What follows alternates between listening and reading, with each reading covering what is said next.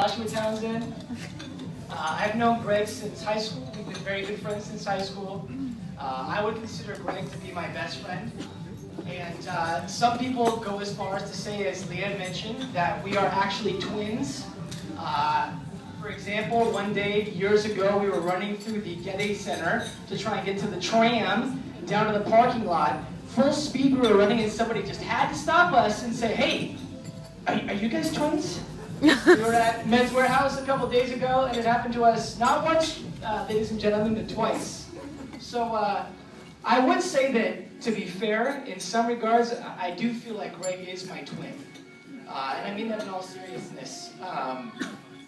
Greg and I talk very frequently. We haven't lived in the same city as each other for years. Way over half the time we've been friends. We've lived in different places, but I talk to him at least 2 to 3 times a week. I share the highs of my week, my life, my day, my afternoon with him, and vice versa. Any big plan, any small plan I share with him. We're extremely close. And, you know, you can understand the importance to that type of close relationship of choosing a spouse. And Greg and I both know that it can be incredibly divisive to choose a spouse, as unfortunately we both learned from a recent unsuccessful engagement. And I wasn't sure what the story was going to be, but you know, while Greg and Carolyn have been together, I've seen Greg not only grow as a human, as a person, but also as an incredible friend.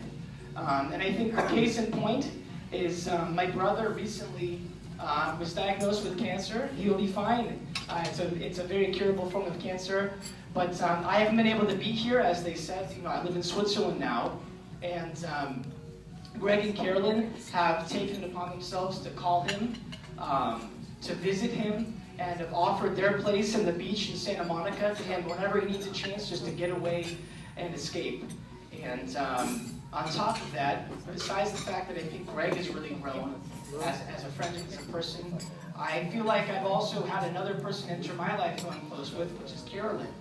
And last year, when Carolyn decided that she was going to force Greg to marry him by throwing him the best surprise 30th birthday party ever of all time, which she did, and I played a very minor role in that, and it worked, by the way.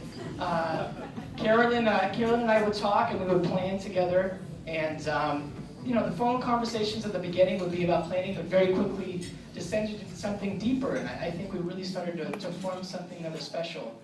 And